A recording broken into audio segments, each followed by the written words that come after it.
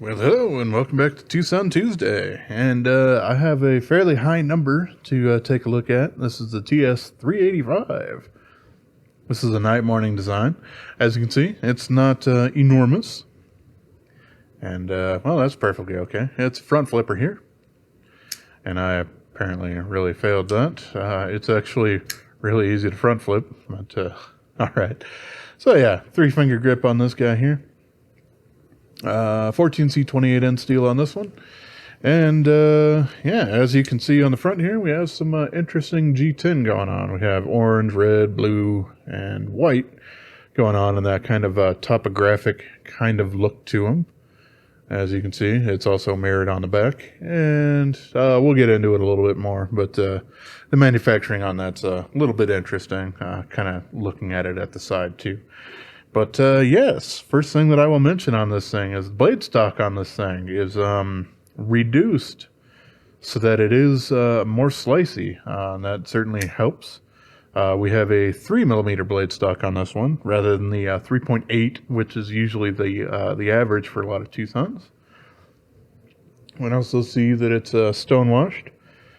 Not the most intense stonewash that they've done before, but still very, very nice, and does a pretty good job at hiding some scratches there. We have a nice trailing point, Persian-esque kind of vibe going on here.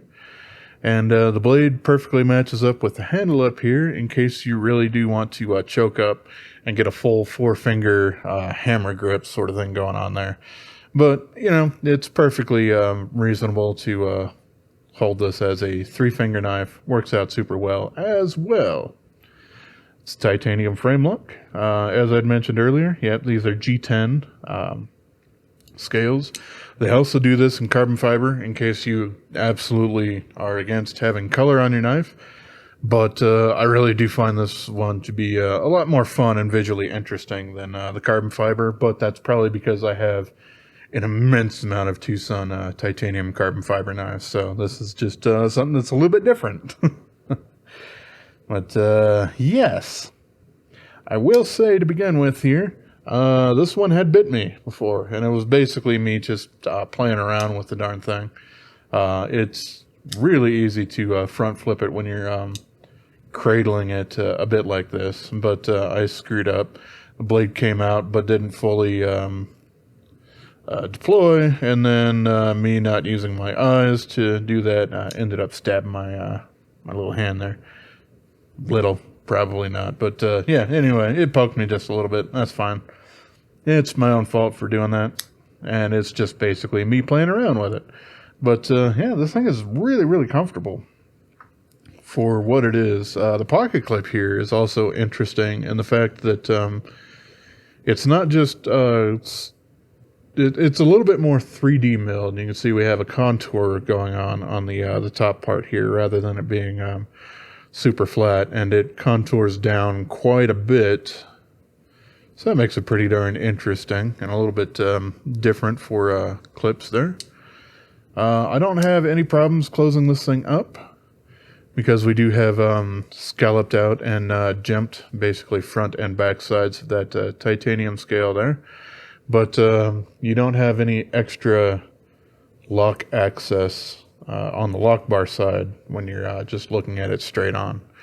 Still, like I said, I mean, I have pretty large hands and I don't have any problems closing that up. So I guess it really depends on how all that sort of stuff kind of pertains to you. This thing is a little bit close up towards the spine on this thing. But because the blade stock thickness on this is much lower at 3mm, at least for me, it doesn't really have any problems. Like, I'm not accidentally going to be able to get any of my finger meat in there with enough clearance to be able to have it actually cut anything. And with it being a front flipper basically only for deployment, yeah, I'm going to go ahead and give it a pass on that thing. I have fixed quite a few TwoSuns recently who have been a little bit too close to the blade spine, but this one just because it's so thin, really doesn't bother me. So I'm gonna just leave this one alone. Yeah, the blade tip, it's nice and protected in there. No problems going on there.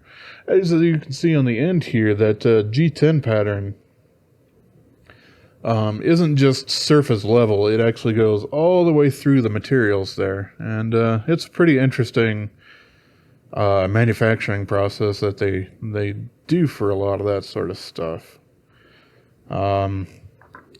I would like to learn a little bit more about it because it kind of goes a little bit against what I've been familiar with G10 with so far.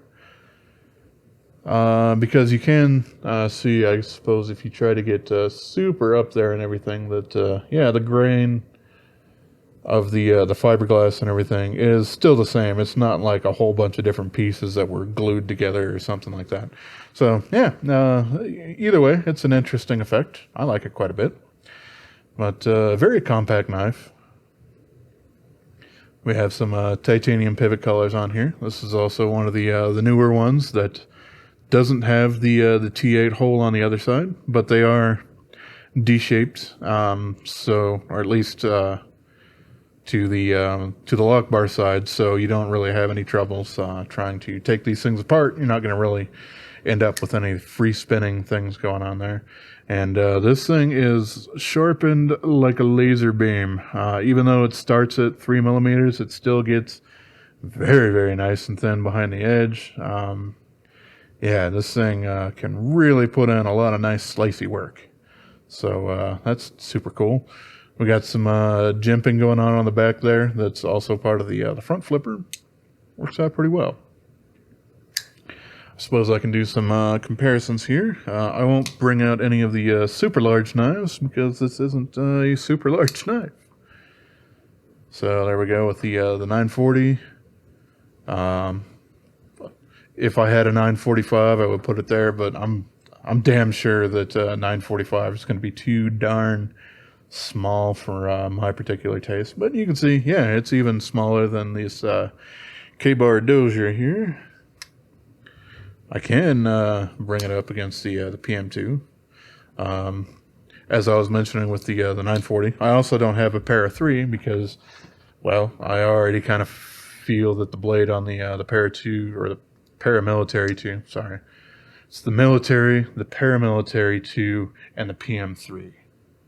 But the PM3 model number is actually the PM3. It's not pronounced out altogether paramilitary 3. That's stupid. Whatever. That's neither here nor there. Either way, para 3 is going to be too small for me. Well, there's the Kalashnikov 74. Let's see. I probably have some other things that might be a little bit closer to it.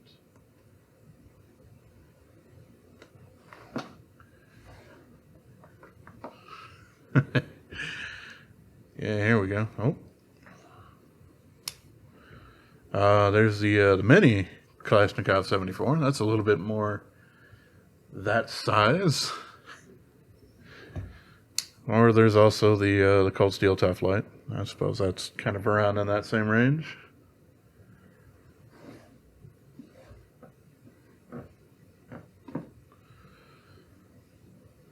Oh, let's see. Since this thing a lot of people like to obsess about recently with the 33 variations that this freaking knife has.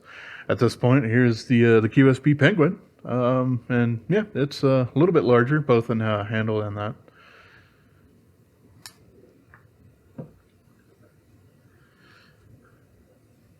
I was thinking about doing the Hawk, but hey, that one makes a little bit more sense. And sure, why not? Since it's open, here's the Parrot, which fairly similar to the to that QSP Penguin. So there's that. All right. Now that I've wasted a whole lot of people's time on that stuff, I can close these knives up, make it a little safer around here on my desk. And yeah, I can go over some of the stats here with you. I did mention this thing has a 3mm blade stock thickness. It's 14C28N with a stonewash, which is good. We have a weight of 2.77 ounces on this, or 78.5 grams. And for that, you get a 2.62 inch blade here. So, using that whole ounce and inch metric, this barely misses it.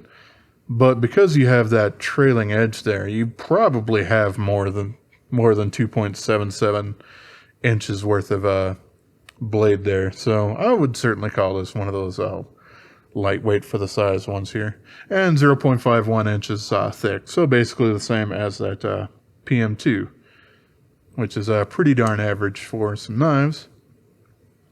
And yeah, pocket clip works quite well. I did mention that it's got a lot of contours there, but yep, not super pointy, and does ramp up to the pocket very nicely. Has a decent amount of clearance for different pocket materials, so that's great.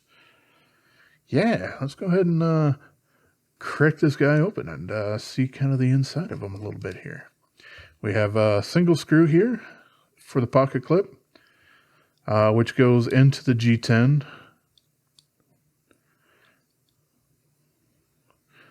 It came out a second. Okay, there we go. I can just push it from the front. And yeah, we can see that is dipped down in there. G10 is pretty robust stuff. It's not really going to do anything ugly to it like micarta can and will. And yeah, I have some Loctite all up in this piece. So that's causing me... Oh, this guy is turning.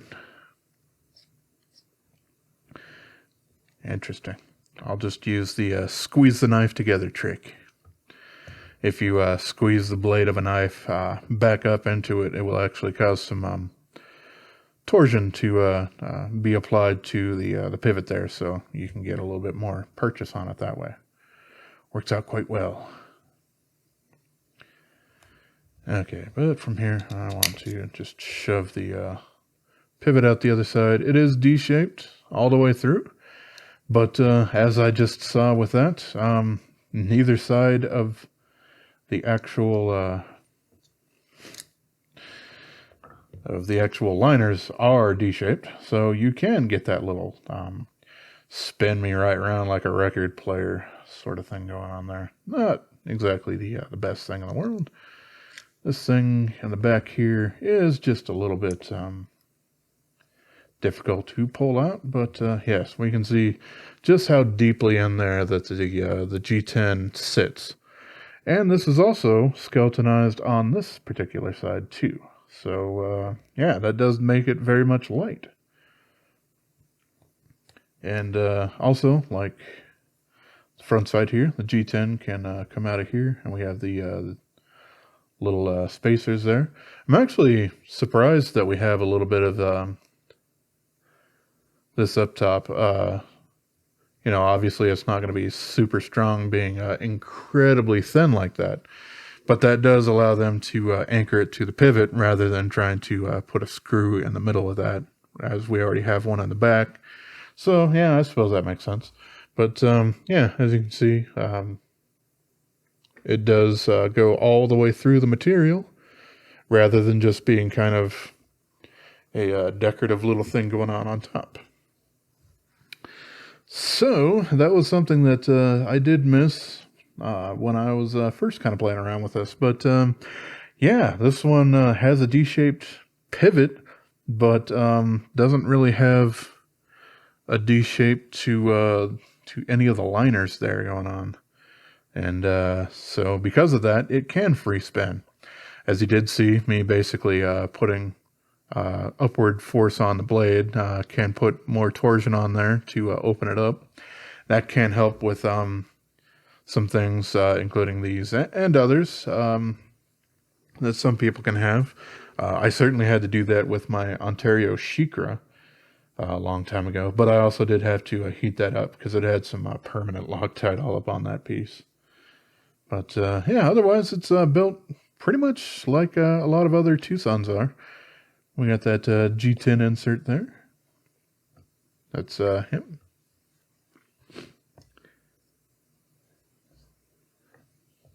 So hooray! I can put that guy back in there.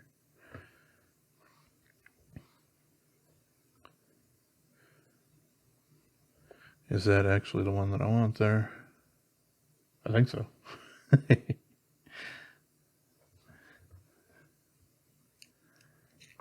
No. Pivot color.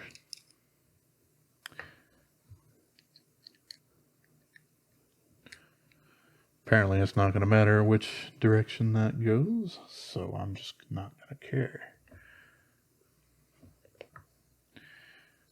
But that's important. And can get bound a little bit. But that's okay. It's easy enough to pull apart when you actually need to.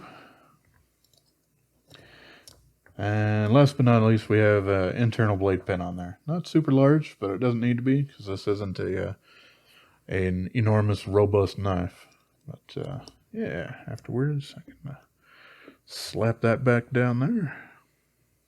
And we can get that other piece of G10 back in there. It is proud of the titanium very slightly, but it also goes with the contour of the knife itself. So it's designed to be. It's not really a tolerance thing.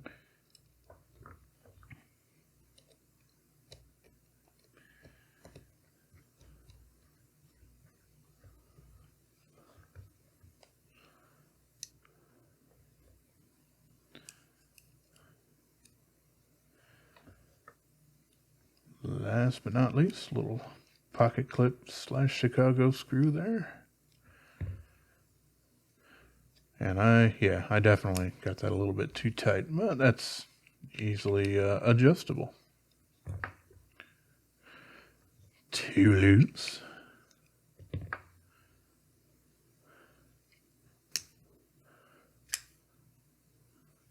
Just right. Okay. Yeah. Well, that's basically everything there is to this little guy right here. Like I said, they do have a carbon fiber variant on that in case you're not exactly down with... I mean, outside of the blue, this is these are some pretty warm earth tone kind of colors going on here. I thought at first it was red, white, and blue. But, I mean, it does have red, white, and blue on there, but it also has orange. So... yeah, I do like this thing quite a bit. I would like to see them do, in the future, kind of some of these things with using this 3mm blade stock rather than the thicker stuff. I think that would get them a little bit more into the crowd that has been enjoying Civivi and Wii knives for a few years now, because they do tend to run a little bit thinner on their blade stock, and this 3mm stuff works super great. Obviously, the tip on this thing's not exactly going to be the most robust thing in the world, but generally people who are in the market for a more expensive knife, who are looking for something super slicey, already kind of know that. So, yeah. Well, it's an interesting one, and definitely smaller than most TwoSun folders out there, but still very comfortable for me and my larger hands. You can you absolutely do have to choke all the way up there if you're like me and you want all 4 fingers on there, but still very nice and comfortable using it in either back here or even up here, which doesn't even really feel all that much like you're choking up. So, yeah, it's a pretty nice design from NightMorning here. That does a lot of good things for different sized hands, which, to me, makes me think a little bit more Wong design, but this does definitely fit a little bit more of NightMorning's design language than Wong's does. But, alrighty, well, as always, I appreciate y'all for watching, and have yourself a wonderful rest of your day, yo.